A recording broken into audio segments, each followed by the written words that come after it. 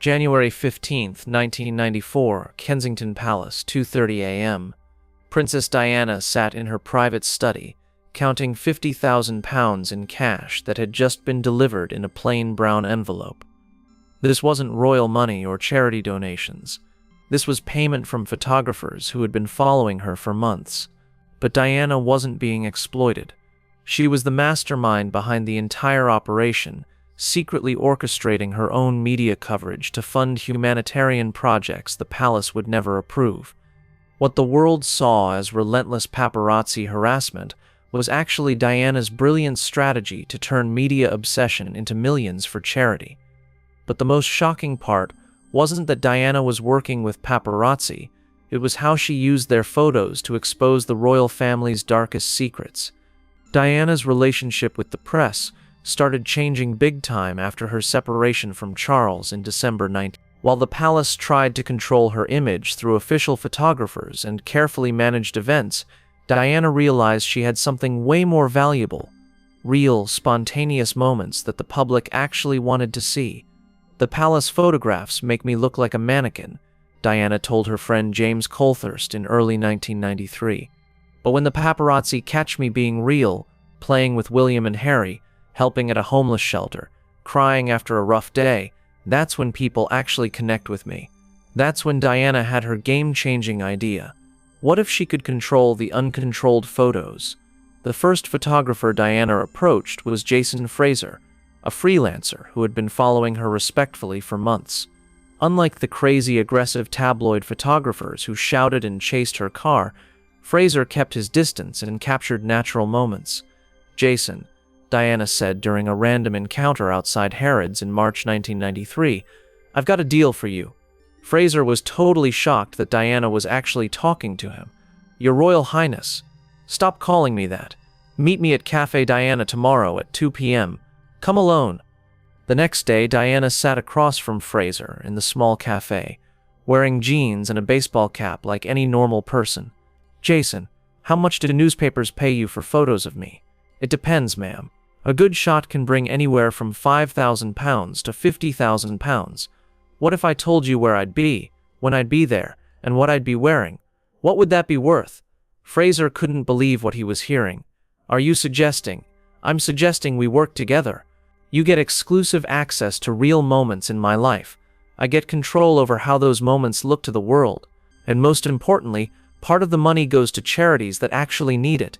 This was the birth of Diana's secret media empire. Diana's system was super sophisticated and carefully planned.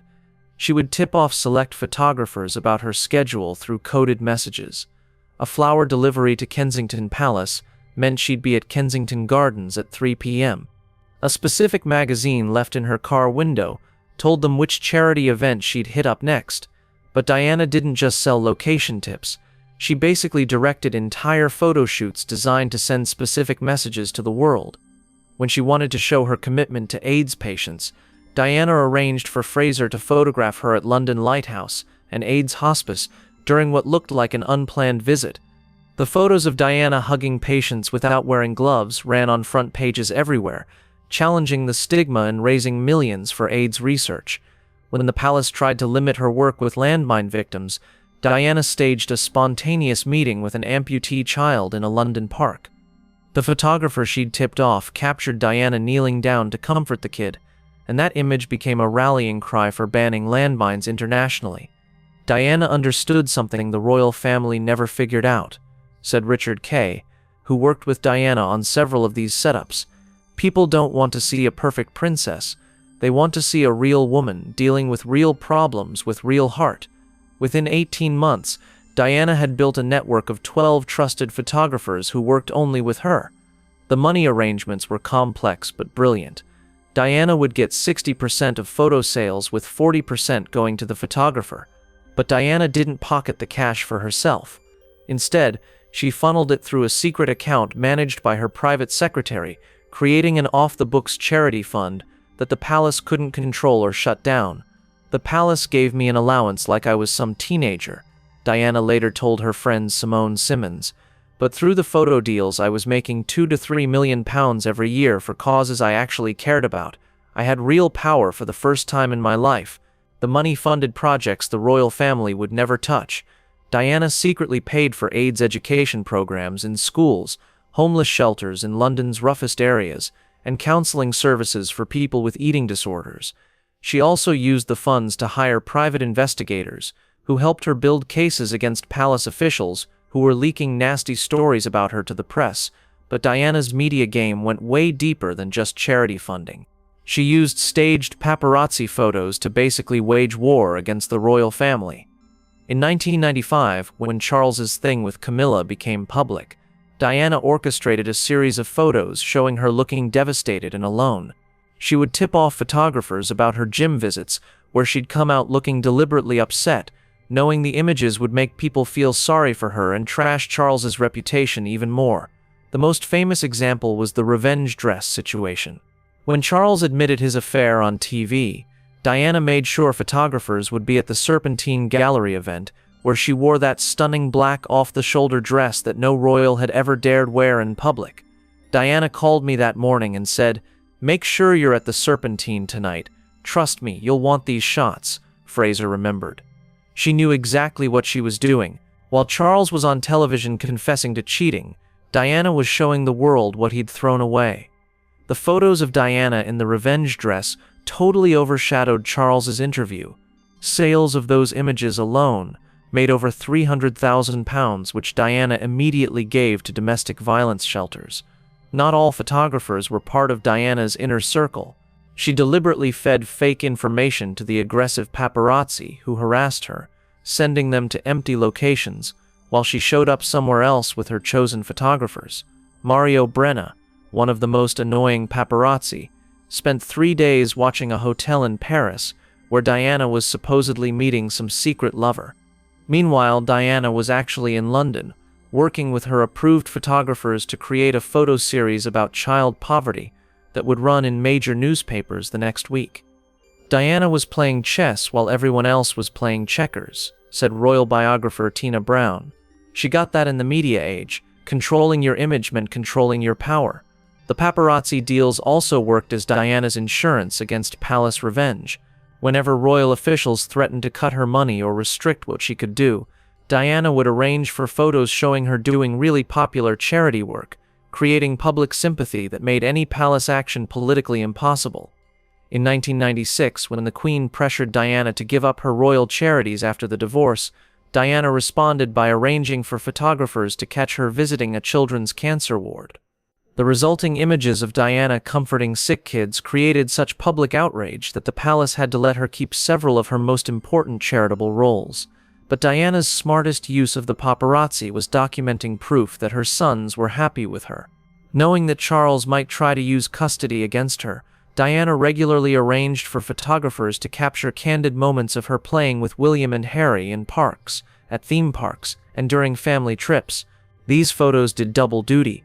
They showed the public that Diana was a hands-on, loving mom, and they created visual evidence that could be used in any custody fight. The photos consistently showed the boys laughing, relaxed, and obviously having fun with their mother. "Mummy always told us when the photographers would be there," Prince Harry revealed years later. "She'd say, 'Boys, just be yourselves and have fun.' She never made it feel fake or weird. We really were happy, and the photos showed that."